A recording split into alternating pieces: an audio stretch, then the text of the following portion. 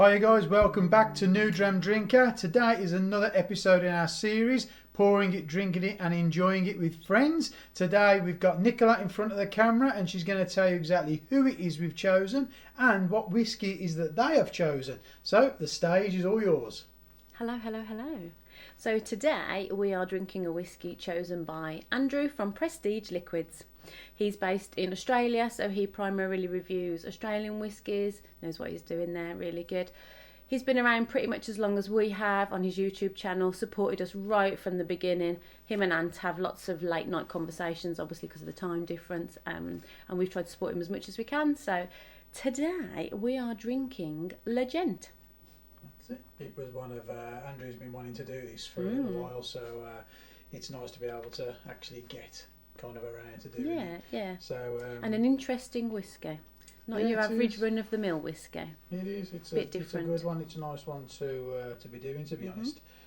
So, do you want to crack on with it and go in on the colour? Yeah. Andrew didn't actually give us any colour notes, so we'll just go with yours for this. Yeah, I would say it's a nice deep golden colour. Yeah.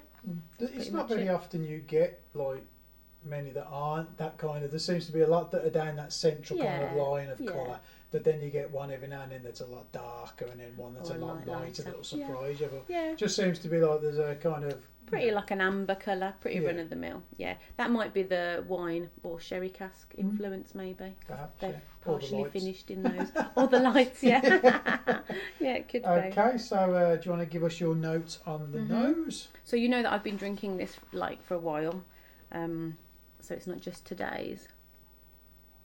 So this is a bourbon, correct me if I'm wrong, that has been partially finished in wine and sherry cask. So you get the dried fruits, definitely. Soft brown sugar, which you would expect. It doesn't smell sweet, or not as sweet as I thought it would be. Was you expecting it to be sweet? Yeah, as a bourbon, I suppose I just thought it would be. It's quite tart. There's quite a spirity smell. It is 47%, so maybe that's why. Yeah. Does it nose like a bourbon? Kind of. It's a bit harsher. It smells harsher, like the spirity smell, and almost like tart. You know, like red apples, the tartness.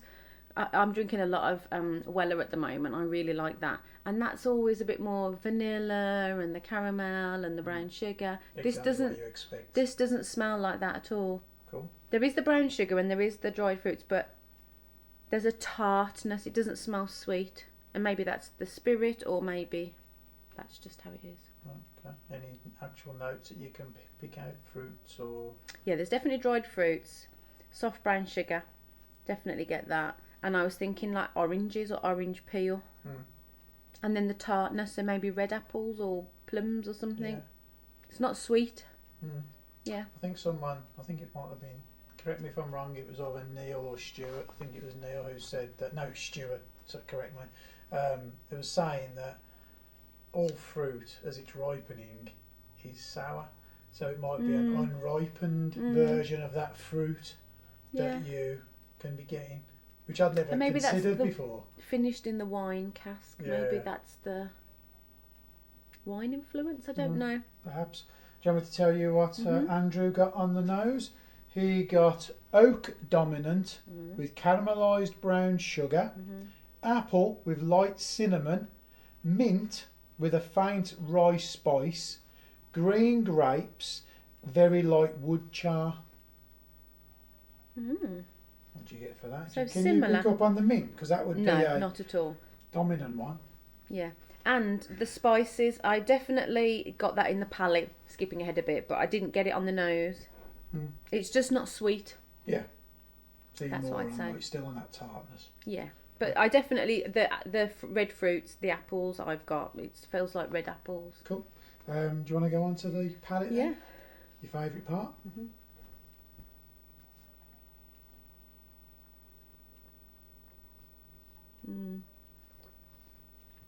There definitely is a bitterness there.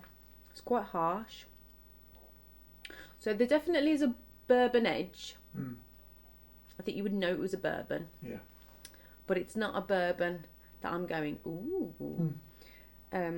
Definitely get the brown sugar and the dried fruits, although they feel a bit more like, you know, sometimes you get the sultanas and the raisins and they're lovely and sweet. It doesn't feel like that. It feels more like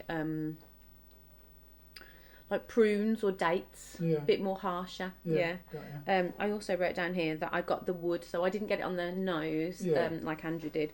Definitely oak, fresh oak, and spices, but they're spicy spices, so like cinnamon and ginger, that kind of warm. It's 47%. I don't know how old it is. I would say it was young. It's not easy to drink. I'm not finding it easy to drink. Do you want me to tell you what Andrew got on the palate? He got, excuse me, vanilla, caramel, apple, mint, oak, sweet sugar, grapes again, sweet wine, full mouth feel, dry, and it is a very smooth daily sipper. Definitely a sipper. I wouldn't find it smooth. It is drying. I can feel that on the inside of my cheeks. It's quite dry. You know, like when you have a red glass of red wine. And sometimes you get that dryness. I'd say that Andrew's notes are very kind of bourbon influenced. On that, mint, no. And I'm not even getting vanilla. But the mint was on the nose, not necessarily the palate. So. Brown sugar, I'm getting. Oh, there was mint on the palate, to be honest. Not vanilla. I'm not getting any of those caramel creaminess. Tones so that you usually do. It, the heart. It's the bitterness for me. It's harsh. But do you think this would have been better off at a lower ABV then? I don't know. So maybe for my palate, but it doesn't mean that. Maybe adding some water to it might help. We'll have to try that in a bit. On the finish, what can you get on the finish? So I think you get the spicy aftertaste. So you know the spices like the ginger, the cinnamon. It's an aftertaste. It's not like, you know, sometimes when you taste your whiskey and the taste just continues and it's lovely. I'm not getting that. I'm almost getting like an aftertaste. An unpleasant aftertaste, or? It's very drying. It's not, you know, sometimes when you have whiskies that are spicy, they warm your mouth and you get that lovely little glow. I'm not getting that. It feels a bit like a like a bit of a lip smacker. Like for me, I've been drinking a lot of sherry casks just lately. I know it's only partially finished in, but I get that lovely sherry glow, and I'm not getting the glow. Do you feel like you're trying to search for that kind of niceness? You feel like you should be enjoying it more than you are? I don't feel like it's a whiskey I'm enjoying. Okay. It's not easy to drink. Okay.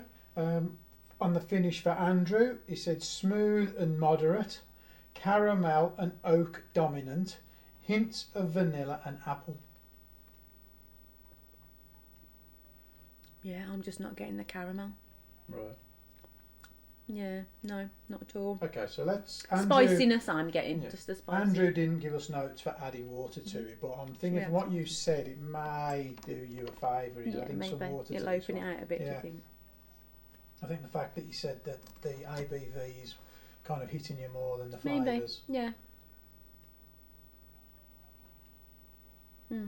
Smells softer already.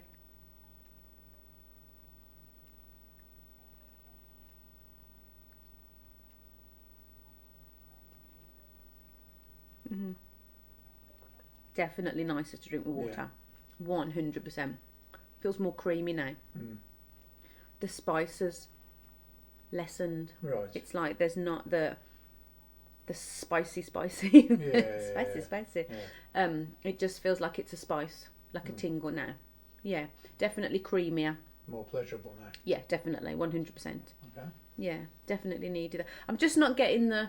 I know it's only partially finished in the sherry, but I'm just not getting that lovely sherry glow at all. It's probably just an accent not there for me. Rather than a dominant feature of it. Yeah. It makes the finish more pleasant as well. Yeah. So it's not as drying. Nicer with water. Definitely for me. Okay, so what's your overall conclusion for? It's interesting. I probably wouldn't be choosing to drink this as my first drink of the evening. I maybe need a couple of old fashions first and then I would drink it. If you like spicy whiskies, you know, the spices, I would go for this. if you're expecting it to be a bit more bourbon influenced or sherry cask, I wouldn't recommend this. It's not. It doesn't have that lovely sweetness and the vanilla, and there is the brown sugar, but it's more. It's less sweet for me than I enjoy. Yeah. Okay. Yeah. Awesome. So overall, thumbs up, thumbs down. It's all right. Yeah, it's an interesting one. I probably, if you left it to me, I probably wouldn't buy another bottle to replace it. Okay. I don't enjoy it enough. Yeah. Okay. I'll probably agree with you, to be honest on that. Yeah. It's a nice enough one, but there's plenty of others to buy 100%. in that price range. Absolutely. Yeah. I wouldn't be rushing to replace the bottle. Cool. Is there anything else you would like to say? I would just like to say thank you so much for watching our videos. We do hope you're liking our series. Put your comments in the box below. We're enjoying reading them.